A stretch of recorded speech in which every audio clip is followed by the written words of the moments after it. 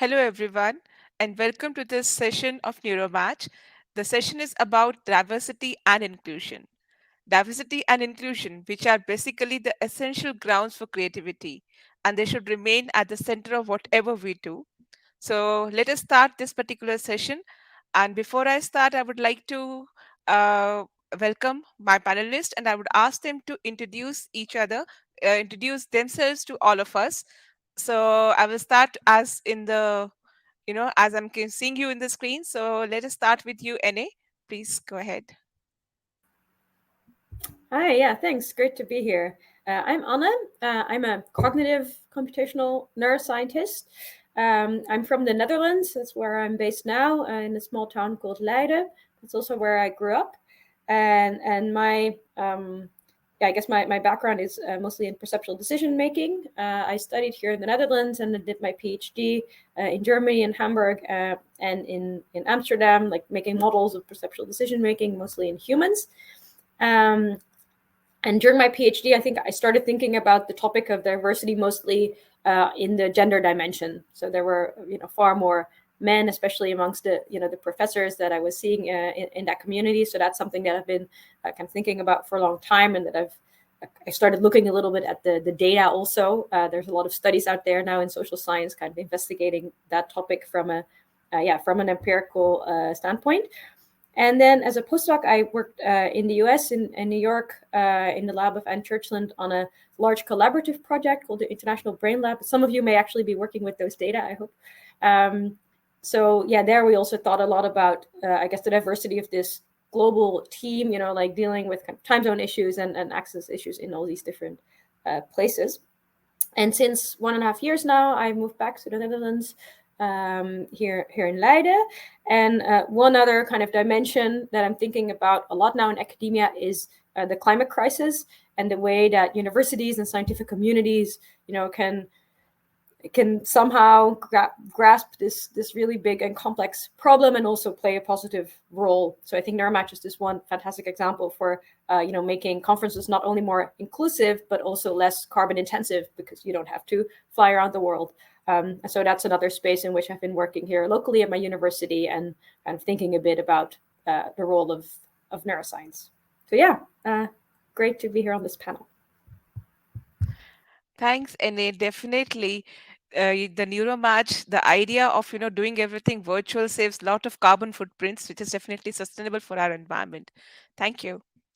Victor, would you go next? Uh, yeah, it's a bit edgy today. So, hello everyone. Happy to be here. I'm Victor, and I'm currently doing my PhD in medical neurosciences at the Charité in Berlin. I'm Ghanaian, from Ghana, where I did my undergrad and master's before moving to Berlin. And my PhD project is basically focused on exploring extracellular microRNAs as signaling molecules in the context of neuroinflammation.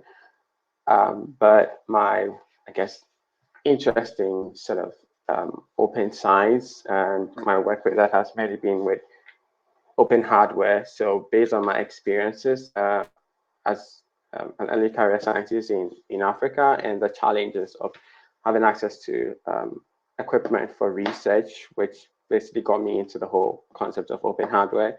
And I done some work building some behavioral setups for running experiments whilst in Ghana, and run a couple of workshops to train scientists as well to build their own equipment. So basically dealing with the issue of access to equipment as a barrier to do science in Africa. Yeah.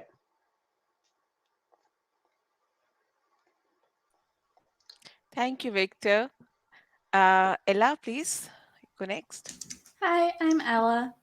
I am a lecturer at Harvard that focuses on computational neuroscience education, and I did my PhD in computational neuroscience at Columbia.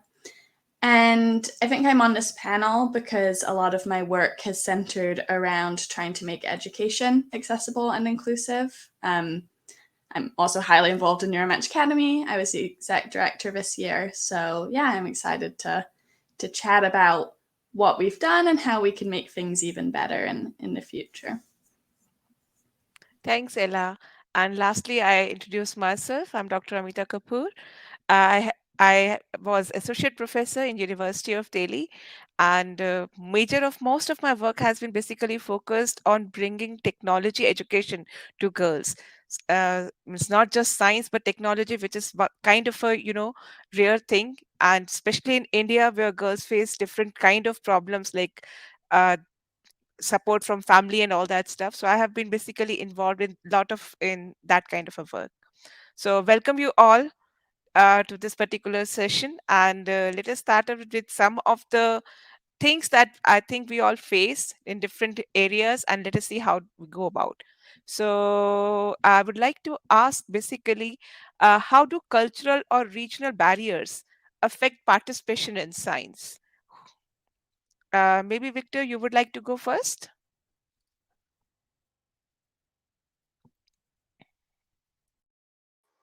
Yes. Okay.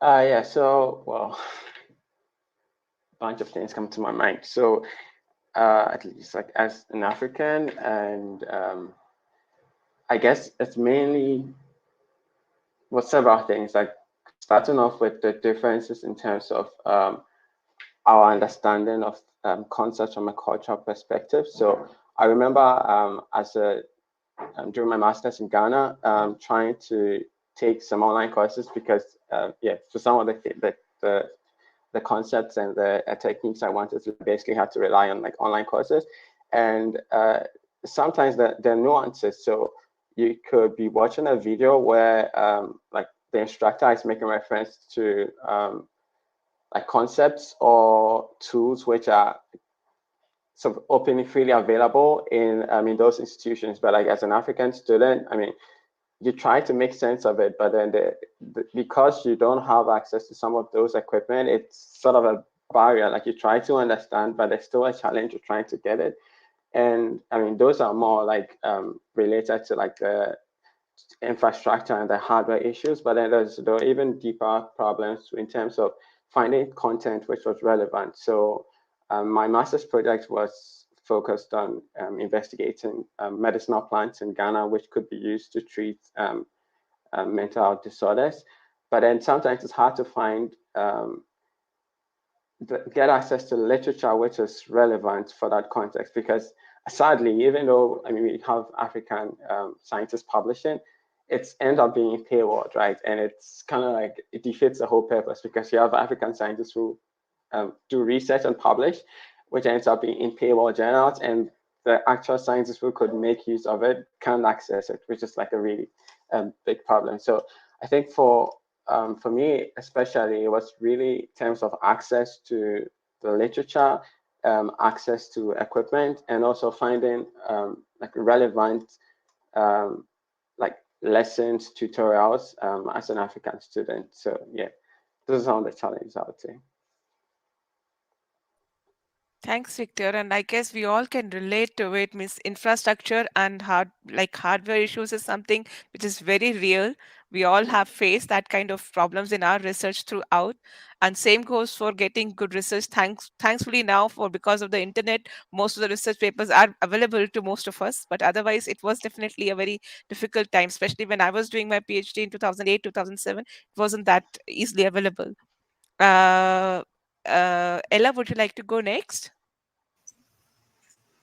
Yeah, I mean, I agree. I agree with everything that was just said. And it's just things stack on top of each other so much. Like even for example, coming from a like pretty privileged position, things I wouldn't have thought of, like when I go teach in other colleges. Like at first I was teaching using MATLAB, and people don't have like that's very expensive to pay for MATLAB, and people can't afford it. So I've actually like transitioned all of my education to Python because it's free for everyone. So I think there's just so many barriers like that are kind of, yeah, are just kind of stack on top of each other. I also think, it's PhD programs in the US and in Europe are becoming increasingly competitive as neuroscience grows as a field and deep learning grows as a field, which we have to be very careful about how we evaluate applicants, because if we're just letting in applicants who already have lots of research experience at a place where they had the tools and ability to accomplish enough to get papers, then I think that can really form a negative cycle. So I think admissions committees and grad programs really need to think carefully about how to holistically evaluate applicants so that we're not perpetuating the inequality. Completely agree, definitely, and that is very important point.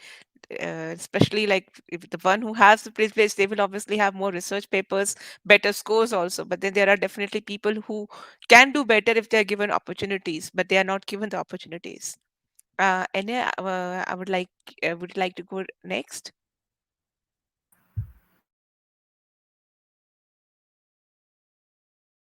You're muted. You're muted. Okay, another aspect which I realize I'm very privileged is that many people have to apply to for visas to travel, and many people have highlighted this from countries where it's actually not that straightforward to go travel abroad. And I think that's something that the community is now becoming more aware of. Like, I know for SFN, this big neuroscience conference, there have been, I think, maybe even a petition to consider these locations. And I think that's also where the virtual meetings offer this real this real option, because I also know of some neuroscientists who work in UK, for instance, but maybe they have a passport that just requires them to go through endless visa processing if they would like to go out of the country. So I think that's another big one. Yeah. Yes, definitely. Yeah, and I think it's a bit like Ella said, that there's so many, and I think it's good that we're kind of, even just saying each of, kind of mentioning and kind of giving a name to these things so that it becomes more tangible, because I think it can feel a little bit fluffy or overwhelming to say, okay, there's all these systemic barriers, but what are those? And I think it's really nice to hear these concrete things, and there are probably many more. Maybe people from the chat can also give theirs as well, because I think having a name for each of those, then you can start to address them. Yes, definitely. And there are a large number of barriers which we all face throughout due to different reasons. So addressing them, and at least knowing them, giving them name becomes very much important. Okay, let us move to the next particular question that we have. What can people do to make scientific education more accessible to the wider population, especially now with the fake news and everything coming around? I guess this becomes a very important thing, and to go about. Ella, would you like to go first?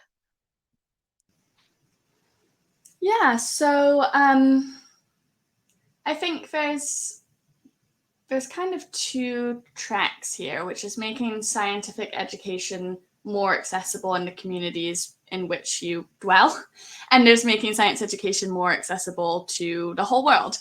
And of course, Neuromatch Academy has definitely taken the latter track of really trying to do our best to build, and I know there's things to improve and we want to hear them, but we've tried at least to make a program that's pretty accessible around the world, in terms of it being online, it being kind of the payment system being flexible, and we've tried to make our actual materials very accessible as well. And we're always brainstorming, trying to come up with new ways, and it's definitely a very difficult problem.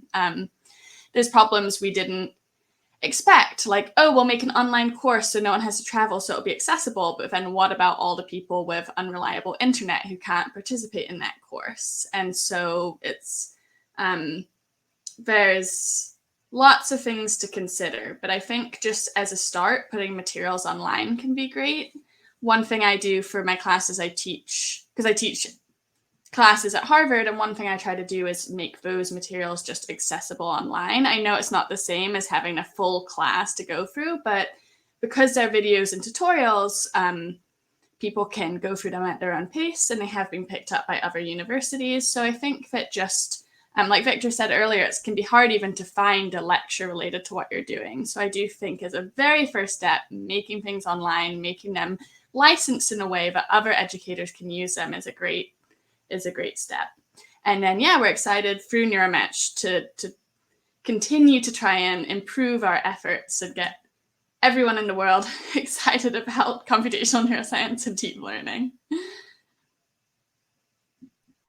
Thanks, Ella. Definitely. And for last 2 years, Neuromatch has been made deep learning as well as computer neuroscience accessible to large number of students, as you can see from our, the participants who have enrolled in the different courses. Any, would you like to go next? Yeah, there's one other aspect that I was thinking about, which is that, of course, the education is kind of, the foundation in a way, and it's really nice to increase access there. But then it's also a bit the question what you do with that education afterwards. Like, if you would want to go to the country where you came from, like, can you get a job in that field? And I think that's something that is much harder to address as a community, because of course that ties in with like the local scientific funding, etc. So I think it's also really important that we have these career panels that are a bit more focused on industry, for instance, and to highlight like different things that people can then do with that education, because we also shouldn't fall into the trap. I mean, of course, it's really cool if the whole world is interested in computational neuroscience, but there's not going to be, like we need in the end to pay the bills, and there's not going to be jobs in computational neuroscience academic institutes for everyone. So I think what's really nice about Neuromatch is that it also shows all the general skills that you can learn, from this particular topic that you can apply to many other domains as well. So I think that's really a shift that we're now making in academia, to look a bit broader and not have the assumption that everyone's going to be a professor. That's it. Yes, definitely. Victor, would you like to go next?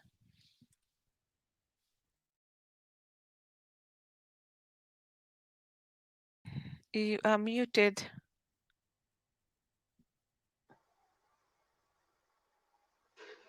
Okay, yeah. Yeah, I agree with Ella about the first step being like making the learning materials available.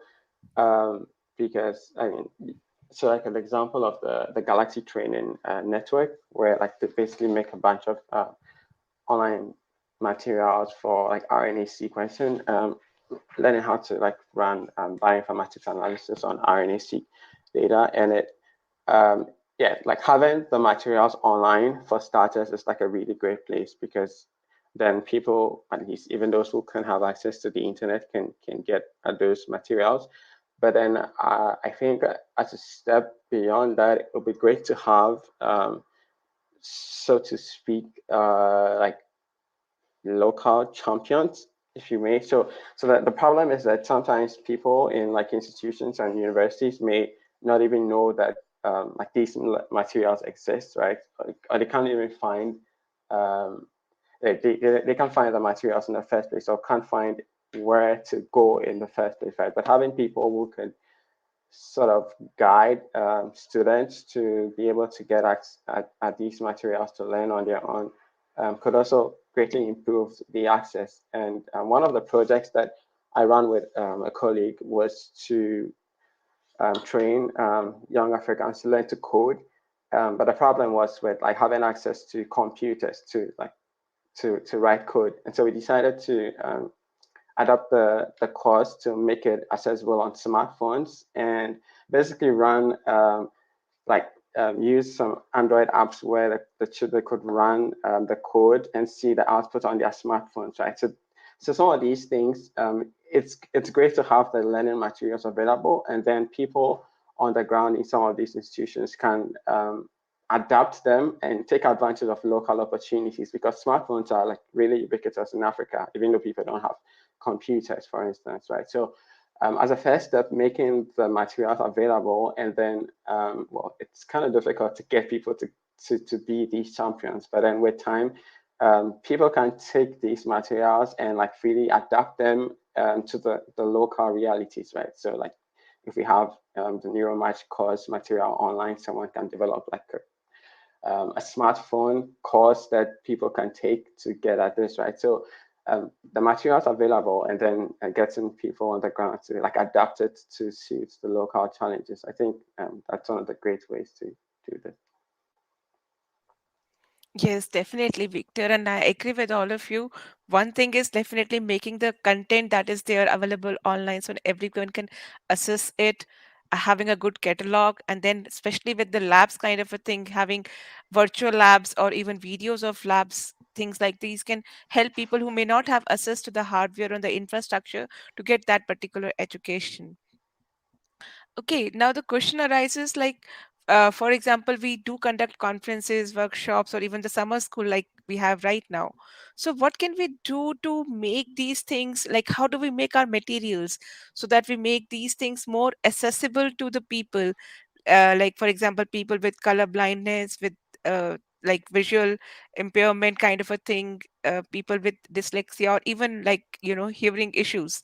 So, how can we make these things more accessible to everyone? What do you think? NA, would you like to go first?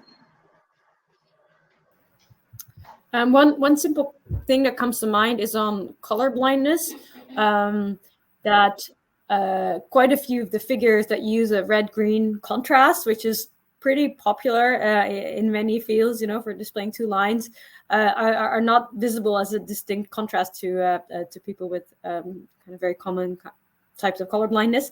And one trick, I happen to use Illustrator, which is kind of this legacy software, but I think many softwares have it, that you can actually very easily check your software, like how your figure in your paper will look to somebody with a common type of color blindness. I think that's it's a pretty small thing. And then in some of my papers, I have then just switched around the color scheme. And also when you're reviewing a paper, for instance, you can ask the people use a more colorblind friendly palette. So that's something I think like pretty small, but still something important that we can all do without huge systemic changes. Yes, definitely. It is small, but it is very significant. Yeah, thanks, NA. Victor, would you like to go next? Um, shoot. Yeah, I think one of the ways would be to like get early feedback. I mean, if you're trying to reach a particular group of people, I mean, the best way to know if it works is to try and get early feedback. So, I mean, it'd be great if like course creators could like get feedback from people, right? So if you develop the material and you want to make it as widely accessible as possible to people with, for instance, hearing impairment, you try to get feedback. So like one of the things, for instance, with videos, like always making sure that there are captions available, right? So for people who, I mean, would prefer to read rather than like people with hearing impairment who can rather read, having the captions for all videos, that's like a great step. But I mean, beyond that, I mean, after doing those technical stuff, it would be nice to have feedback from like people in this background and like as to whether it's as accessible as you believe. Down the line, this may be more challenging, but it'll be great to have representation from these groups in the course development in the first place, right? So you involve people like that in the development of the course material in the first place, so you know that it's going to come out useful to them. But at least like one small switch is making sure like there are captions for videos. That's really great to do. Yeah. Yes, definitely. Thanks, Victor. Ella, I would like to know your views about it. Yeah, so I agree. There's so many things that we can do that seem small but can make a huge difference, like the colorblind friendly figures and captioning. I absolutely agree you need feedback early. One mistake I'll say that we made in the early chaotic days of Neuromatch Academy is we didn't have colorblind friendly figures as part of our guidelines. And it's so much more difficult to try and fix it now than if we had just made all those figures colorblind friendly to start with. And so it's really important to be thoughtful when designing what you're doing. We do a lot. We try and caption all of our videos, and we actually also translate most of our videos to Spanish and Mandarin. It depends on how many volunteers we have who know those languages. But I think that there's things like that you can, that again seem small but are so huge. But I also think there's really fundamental ways of designing courses and workshops and so on to be more accessible. Like, just as an example, I think that a lot of courses tend to be purely lecture-based. You go to a lecture, you do some homework outside of it. It's been shown that being much more active in your learning, so not having it be learning-based, but instead like actively working together in small groups, is just much more accessible and inclusive and it's the kind of thing where it's only better for everyone, and then it really, really helps some people. So it's just net good. And I think we see a lot of instances like that. Like, yes, captioning is really important for people with auditory difficulties, but captioning also helps someone who's like trying to watch it on a noisy subway and like wants to be able to see the captions. Like, I think there's just so many instances where it's not like you're just doing this for one group of people. In general, it benefits absolutely everyone. And I think that's like really sort of a nice thing about it, is that these efforts really build on each other to help everyone.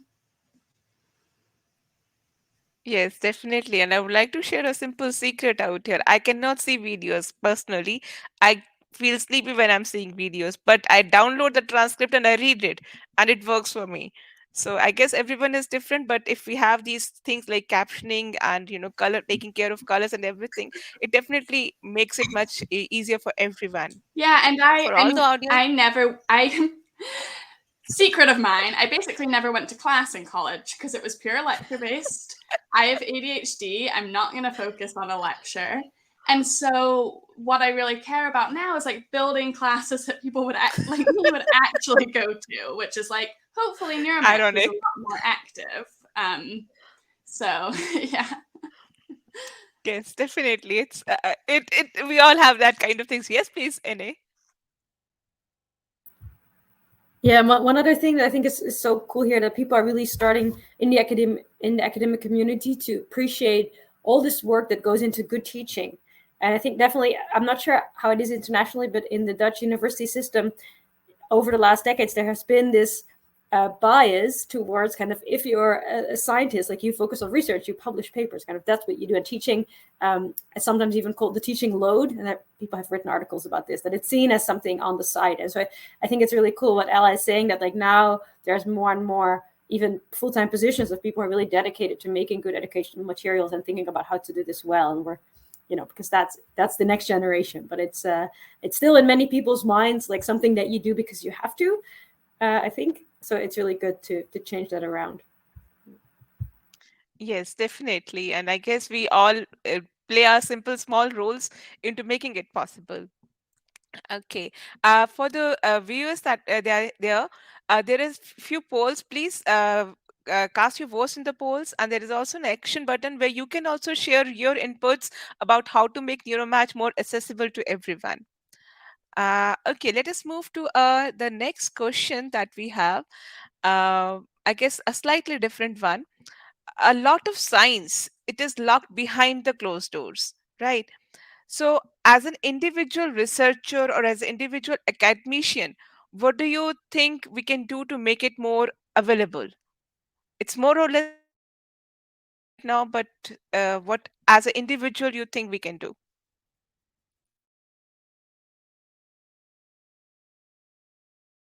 Victor, would you like to go first?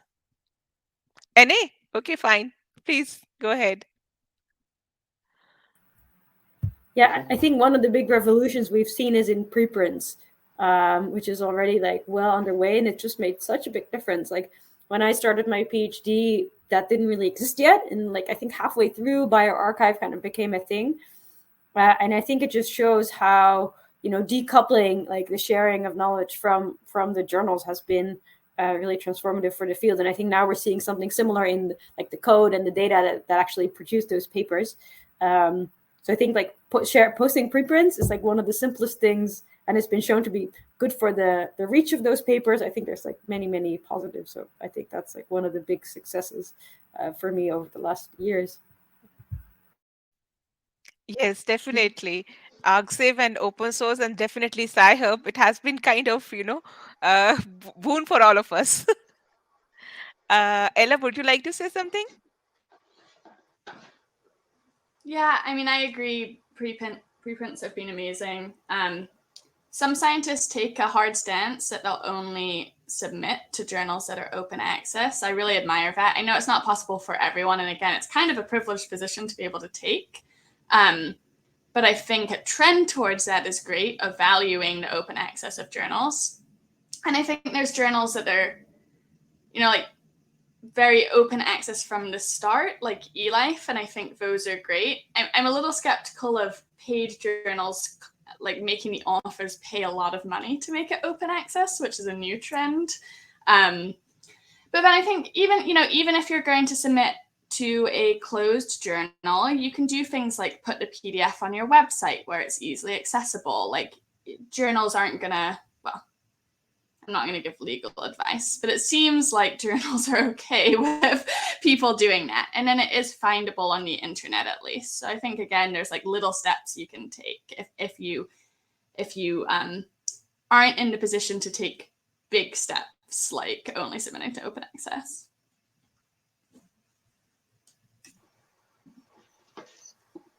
Yeah. Victor, yeah. Yeah. What is your take? Preprints are definitely preprints are definitely one of the best things that's happened to making science open. Because it makes it, it's easier to get access to the material, even if it's eventually going to be published in a paywall journal. Open access journal publishing is great. The only challenge is it's kind of the downside of having to pay publishing fees upfront, which is kind of another barrier in another sense, right? Because back in Ghana, it would have been really difficult to pay for open access and publishing, although some journals to offer very good subsidies for people from less privileged institutions to be able to publish open access. But preprints are great, and I really like the idea of I think bioarchive. They have they usually tweet sometimes the preprints as well. So it's kind of making it more widely accessible. Sometimes I just go through my feed and I just see papers and I'm like, oh, okay, and before I go read out the actual preprint. So journals putting out summaries on social media. I think it's also a really great way of getting the science out there, at least because you can get really good summaries nowadays on social media and with threads on Twitter, for instance, before you actually even go to the preprint journal. So aside from, I know not all scientists are comfortable or good at posting on social media about their papers, but I think it's also a great way of making your science more accessible, just writing a really nice summary on social media. I think it's a great way of also putting your science out there. Yeah. Yes, thanks, Victor. And definitely, preprints have definitely helped a lot.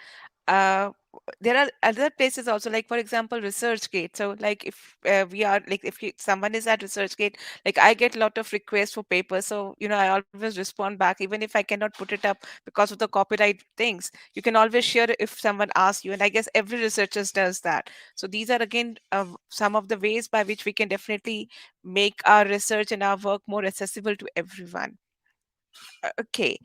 Uh, Another thing that is there is basically about the bias, like bias in data itself, right?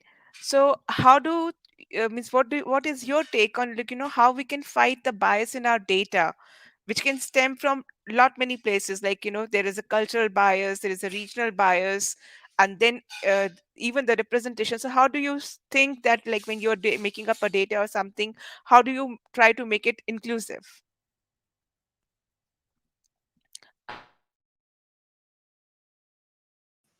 Yeah, Vic.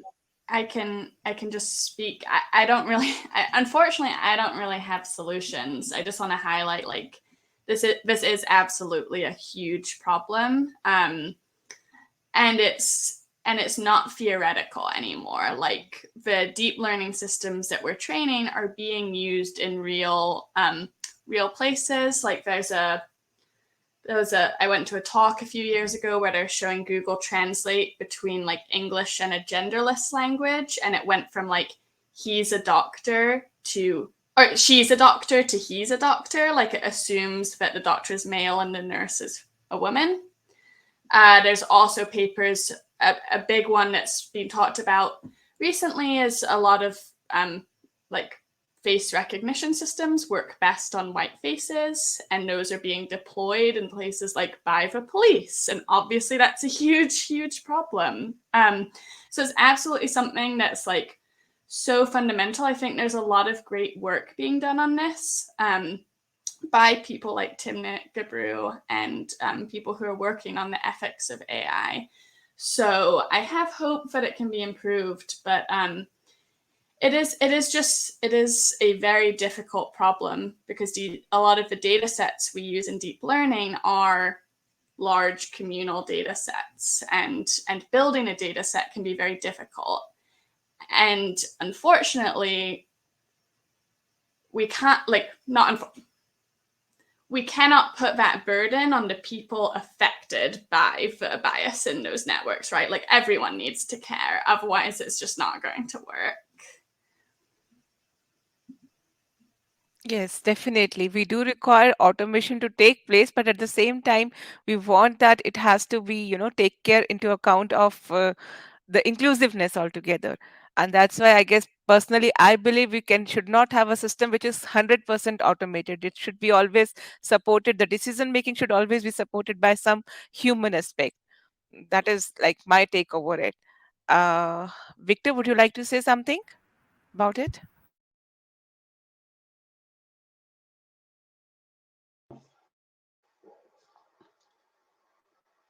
Yeah, so my work doesn't really involve data collection for deep learning, but I mean, from a bit of, so part of my work I'm doing with my colleague is it's working on building like AI models for teaching and learning in Ghanaian schools. And I think, well, one of the ways of dealing with the problem is to empower communities that are marginalized to be involved in the process. But I mean, the challenge is like there's not really much of an incentive right now for like institutions and companies that are like leading this kind of research to get involved, because I mean, most of the times that like companies for the money is, so they're only going to do research in places where they eventually know there's going to be a market for the product. So I think there are a few like grassroots like organizations. So I know in Ghana, for instance, just like the Ghana NLP program, where they basically like a grassroots sort of organization that worked on developing NLP models for Ghanaian local languages, right? So maybe grants or support in some ways for these kind of grassroots organizations that are trying to tackle this problem by collecting data from some of these marginalized groups. But I mean, the question is who's gonna be doing that? But I mean, I think that's one of the great ways to deal with this problem of bias, like empowering these sort of grassroots community organizations that are trying to get data from these kind of marginalized communities. Yeah. Thanks, Victor. Anyway, what is your take on bias in data? Yeah, I mean, I don't really work in deep learning, and it was actually a question I also had to Ella, for instance, like, do you know of community efforts to kind of maybe crowdsource, like to improve these training models, and that's really a space I'm not so familiar with. In cognitive neuroscience, I can think of one other kind of very, very specific example that is maybe like illustrates some of the general problem, is that we do EEG to record human brain activity, where you put these electrodes on the skull, and it's actually very difficult to do that for people with like very thick kind of African curly hair. So I've been in places where actually we just didn't have the hardware to collect, just because people's hair is different. So I think that's just another symptom of these things being designed by people who really kind of hadn't considered that, and there's now some initiative to change. So I think, that's just in cognitive neuroscience. But I honestly don't really have an answer for the data sets. I'm not really sure, but I hope there's community efforts underway to address some of these. But I do think that, even in neuroscience, we have this problem. It's not so much about the data set. It's being biased and then, being deployed. But, if you read a paper, like a cognitive neuroscience paper, and experiments were done on people, like typically it's educated college students, like that's the pool of people that are being used in these experiments. And they're often going to be, representative of the college that you're at, which is not always representative of the world, right? So I think, and even, there's this big push of like, we often only use male mice in experiments, and like maybe like female mice are also important to use in case there's differences. So I think that it can affect every level of science. And those I think are actually like a little bit easier fixes. Like there, when you're in charge of collecting your data, you can try and make your participants as diverse as possible and as representative as possible. But again, that's hard because often like what you have access to is college students. But yeah, I think that at least being aware of it is a good first step. Definitely. We take our data normally because of the convenience sometimes rather than the real need. So that is definitely one thing that happens a lot. But I guess like if you go into the field of ethical AI, a lot of work is now being done to ensure that like metrics are being developed which can tell you whether the data is biased or not, whether the model is biased or not, and things people are working into that particular field. So I do hope it will come into mainstream also very soon. Okay, so moving on to the next question. It's kind of a little bit again uh, kind of more personal, I would say. So the question is, how does one balance being a competitive novel researcher and being collaborative in their work? So I would ask this question first from NA.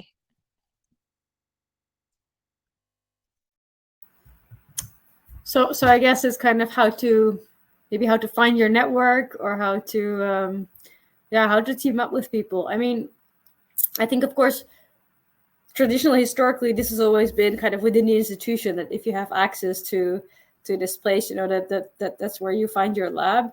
And I think now I think there's still an important role for these local communities, and still kind of connecting with the people that are just like down the hall. And there, I think also there's more and more value in like being put on these interdisciplinary collaborations. So that's definitely something I would encourage. Just like go talk to the people that are around you. But of course, then if you want a specific collaboration in your topic area, community like Neuromatch is really great. And I think there also, this is maybe a little shameless plug, that there's also the Neuromatch conference that some of you might be interested in, where we're also trying to do this matchmaking based on this AI method to kind of really match people with similar scientific interests. So if you're a little bit further in your career and you have a research project and you're interested in presenting it at the conference, then stay tuned. We're announcing the next one soon.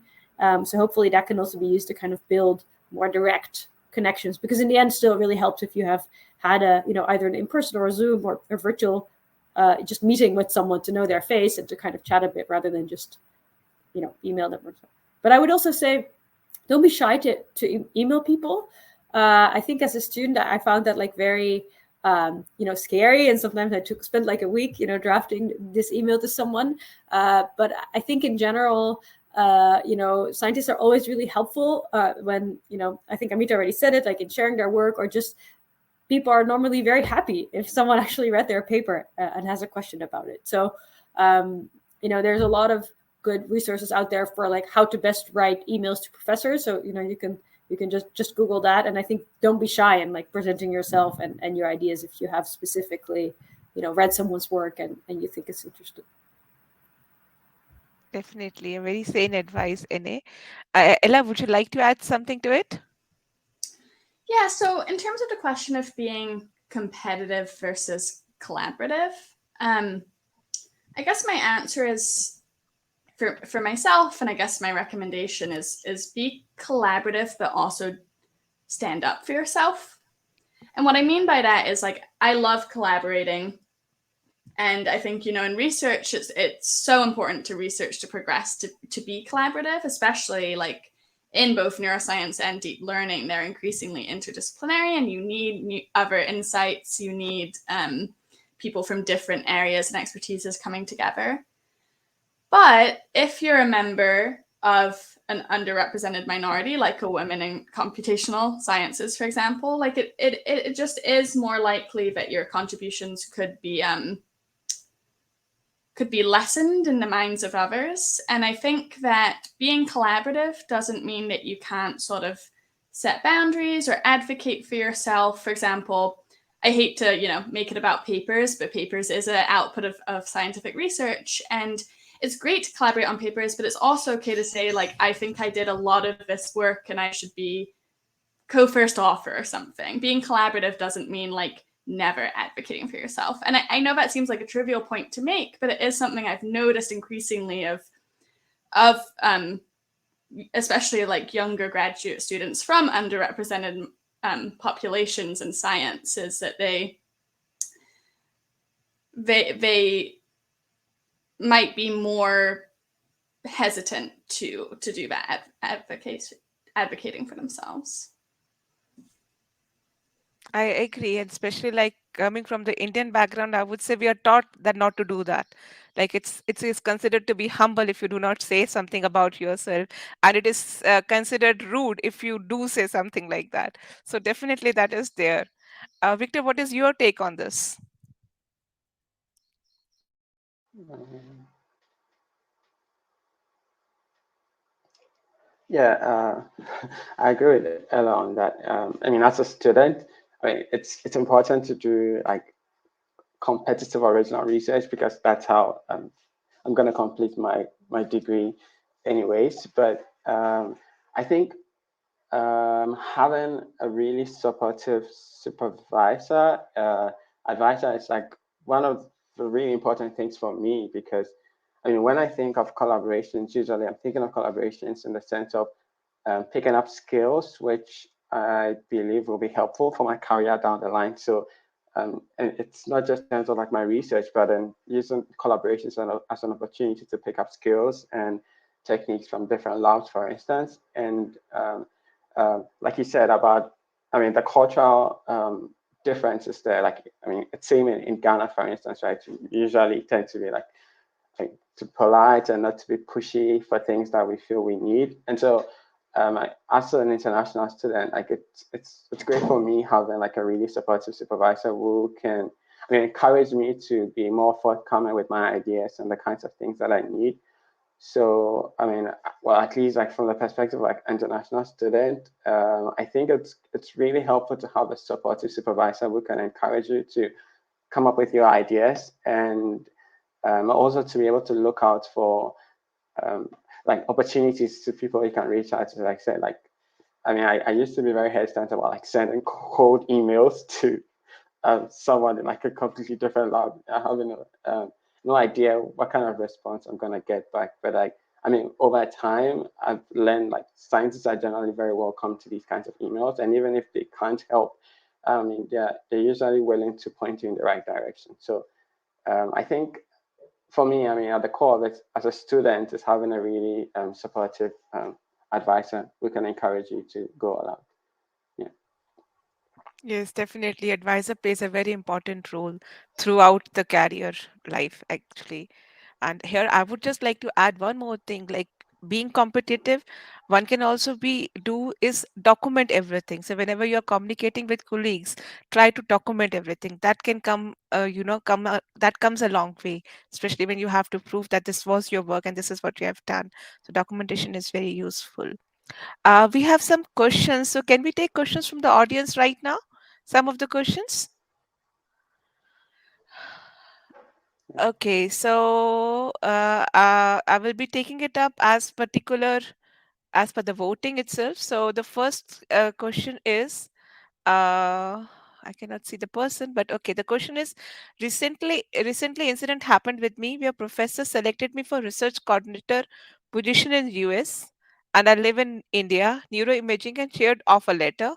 and DS 2019 required for visa application, and then rejected me citing reason lack of funding just before I was about to appear for visa interview. I do not know what to do in such a case because this kind of thing can really make you mentally stressed. Uh, Ella, would you like to say something about it? Yeah, I mean, I'm sorry that happened to you. It is very stressful. Absolutely.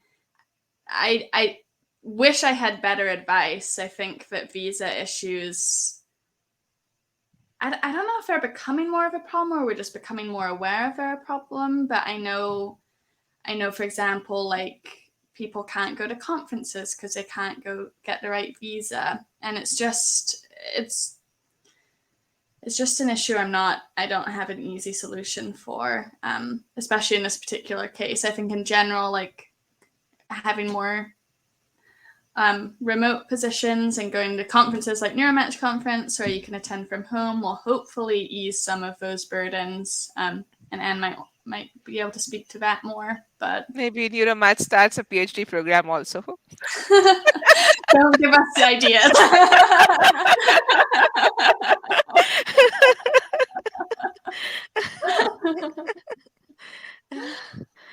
Definitely, I guess this is a question where it is difficult to, I guess any one of us will have any answer to the visa problem. This is something we no none of us can, I guess, help out, and we are all very sorry that it happened. But yes, that is there. Okay, I come to the next question. Can you talk a bit more about being a neurodivergent researcher in academia and industry? Any, would you like to say something about this? Yeah, I can. I've gotten this question before. I always feel a bit weird speaking about neurodivergent researchers because there's just so such a spectrum in neurodivergence that one experience doesn't necessarily mirror another person's. I mentioned earlier I have ADHD, so that's definitely been a big part of my scientific journey, and also partly why I'm an educator now. Like I said earlier, I don't like traditional courses, so part of my motivation is to design courses for people like me.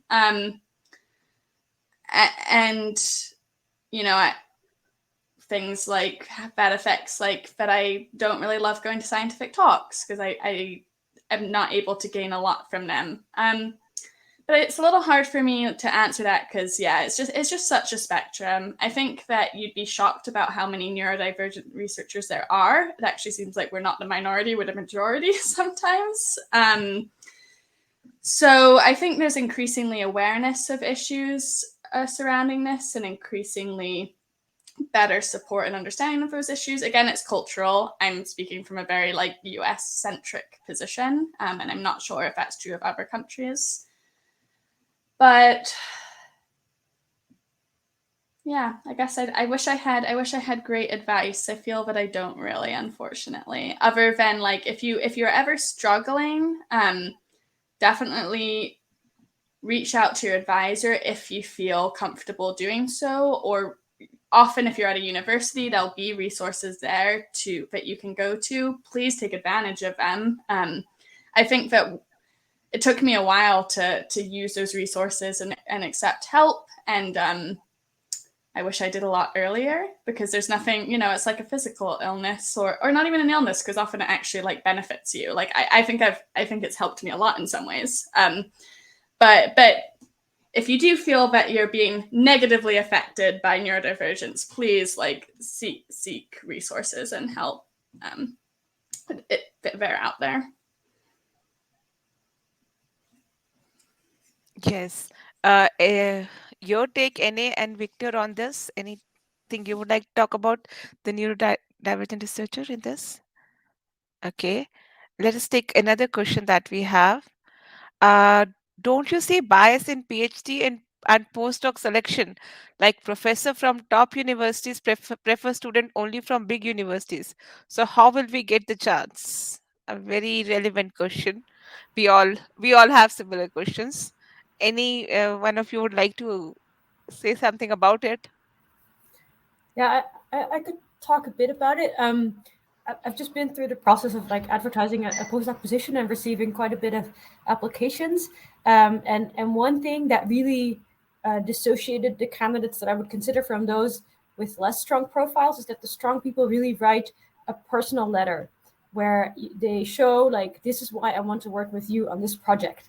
And there were also a lot of applications which had a general letter about that person, that applicant. Like, I have a background in this and that field, but it didn't really show why they would then want to work with me. So that's something I would really recommend. And of course, it takes time because you need to then read a few papers and actually write like what you found interesting about them. But I think I'm not the only one that like that is really crucial, a component that I think even just showing like, I read this particular papers of yours, this is what I thought was really interesting about it, and maybe this is an avenue I would like to pursue that follows on that research. So I think that is a lot more important. And you're right, there is a bias towards big name labs.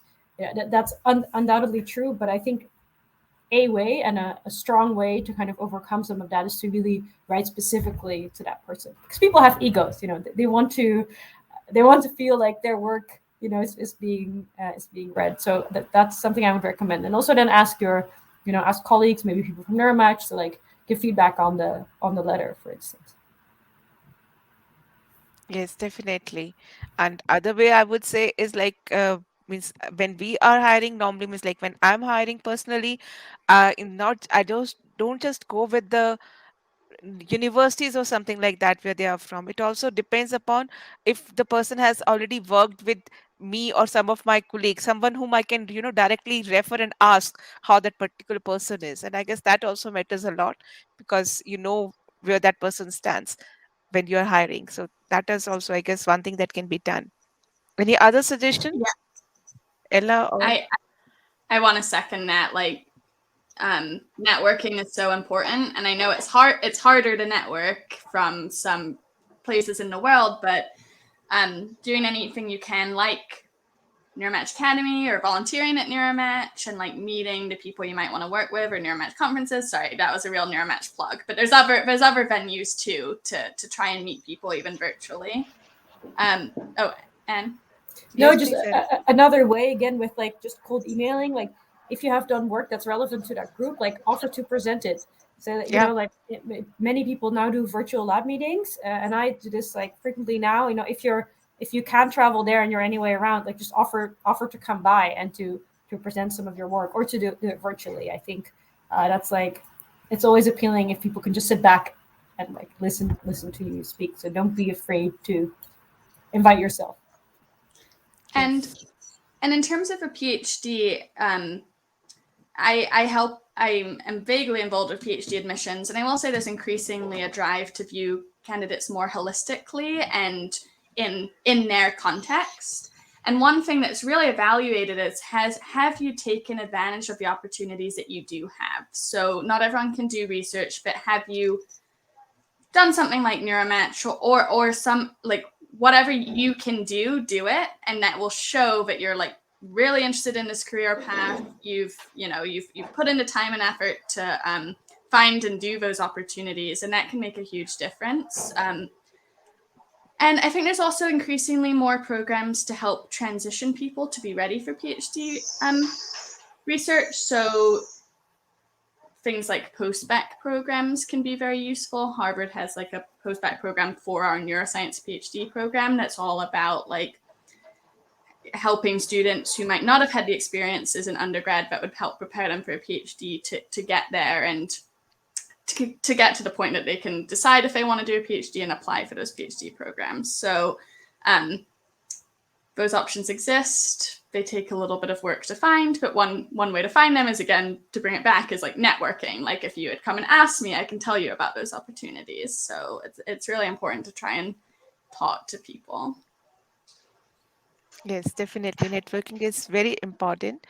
And we are almost at the end of our hour. It kind of passed off very quickly, thanks to all the panelists in this particular session. So I would like to ask each one of you to give maybe a small one-line message by the end that you would like to, give to our audience regarding the diversity, inclusion, and anything. Hmm. Who would like to go first? Maybe NA. Her smile is so cute. Yeah, I'm thinking of a talk that Indira Raman, a neuroscientist, once gave at SFM. She's very senior. And she, I mean, I can't draw a graph now, but she drew this graph of like how she thought power to change things would evolve with her career. And she said, when I was at the beginning of my career, I thought this was like exponential, right? I was expecting that it would be better to wait to, you know, take initiatives to change the system until it was much more senior, and then things would be easy. And then now she looked back, having been in the field for a long time, and she said it was kind of it was just linear, right? I mean, it changed a little bit, but not that much. And I thought that was a really powerful message to to encourage people, whatever stage of the career they are. Like, if you feel passionate about this topic, like, talk about it. Like, do a journal club, or give a talk about why it's important to make your figures colorblind free, or like any of these things. And I think those aspects of like making the scientific community better are also recognized more and more as like being a core part of being a scientist. I would say if you feel passionate about it, like, don't feel hesitant to kind of make that part of your academic identity. And who knows, maybe it will bring you like interesting collaborations or kind of lead you to unexpected paths. Definitely that has been the case for me. Yeah, and I'll go next because mine's very related, which is seek out communities where you do feel valued and included. I think there's so many great initiatives now. There's Black in Neuro, there's Queer in AI, there's Arabs in Neuro, and I think those communities can be so powerful to be part of if you identify with them. And I think they do provide networking, but they also just provide you with a community of like-minded people with which to chat about these things and make changes happen and enjoy science more. So. Yes. Victor? Uh, well, yeah, Ella mentioned one of the points I was thinking about. I'd say like people from minority groups should like embrace their diversity, and one of the best ways is, like she said, like to get connected with the community and get involved. So I mean, there's no better way to feel and embrace your diversity, but to actually like connect with people who are in the same group and get taking advantage of that opportunity to get your voice out. I think that's one of the best ways to embrace your diversity. Definitely, yes. Thank you, all of you. And I would just like to end it with the thing that we all are different, but at the same time, we all are unique, and we should remember that. See you all next time. Bye bye.